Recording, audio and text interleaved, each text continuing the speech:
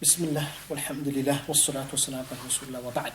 Okay, this is Practical Self-Ruqya part 12. Here I just want to basically summarize the importance of your parents' ruqya.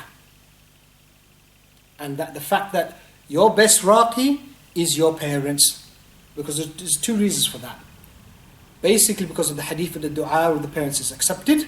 It's a well-known hadith. Okay? And obviously because of the natural love the parent has for you, which no money can buy. That's why it's important for you to go to your parents and ask your parents for ruqya, rather than going around spending money trying to find a Raaqi to read on you. Why don't you just go to your own mother or father to read on you? Okay? That's what people should do. Now, how would you approach your parents? Well, what you should say to them, obviously it's not good to ask for ruqya. Okay, it's not good to ask for ruqya. It's not really recommended to really ask for ruqya. But what you could do is you could ask or teach your parents that, look, mum, dad, it's really good for you to actually read on me. You know, I'm ill. I've got sihr, I've got jinn. It would be a good idea, rather than me going to this Raaqi to get read on and paying money, why don't you actually read on me? It's much easier. Okay?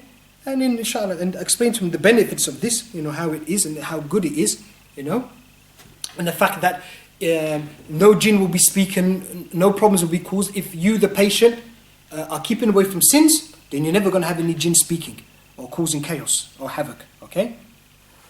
So if you explain that to your parents, because that's one of the reasons why they actually don't like reading ruqya on people, is because they're worried that the jinn is going to start speaking and causing problems and screaming and, you know, all of those sort of problems. That's what's causing the parents not to want to read on their children.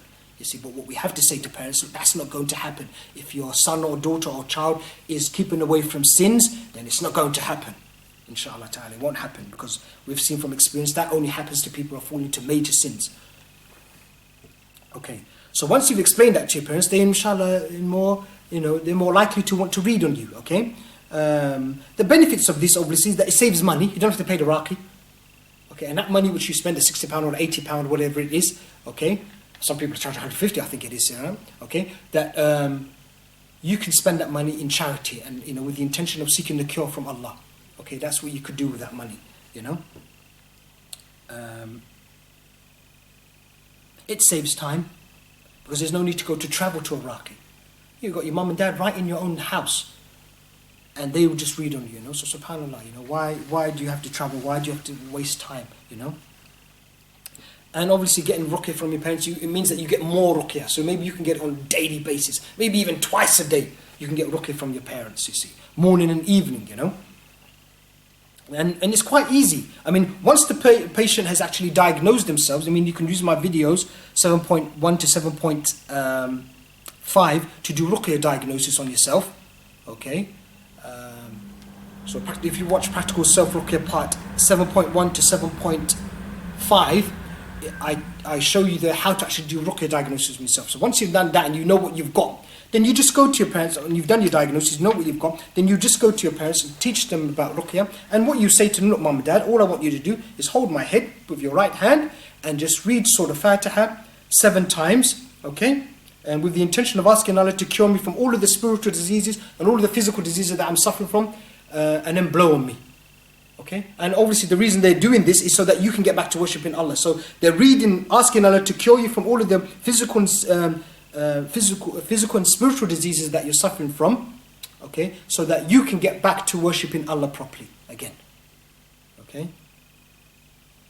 And they will do that, read Surah Fatiha with that intention, holding your their right hand on top and on your forehead, okay? And then when they've come to the end of reading Fatiha 7 times, then they'll just blow on you. And then just keep repeating that. I mean, they could do 20 minutes in the morning, 20 minutes in the evening. That would be wonderful if they could do that. That would really help you. That would really help you. I mean, even if you, well, like we said, it's not recommended for people to ask for ruqya, but if you're in such a state that you're desperate for ruqya, you know, and this will prevent us falling into the hands of people like Hasanat Ruqya, okay, pray to people like that, I would just say to people, look, just ask your mum and dad. It doesn't matter. It's not sinful. I mean, it's not haram to ask for ruqya. So just ask your mum and dad to read on you with that intention, inshallah ta'ala, with Fatiha. That's all they need to do, inshallah ta'ala, you know. So if they do that, you know, This would save you a lot of money, and it would stop you from going to people or falling prey to people like Hasanat Ruqya. You know. سبحانك اللهم وبحمدك نشهد أن لا إله إلا أنت نستغفرك ونتوب إليك.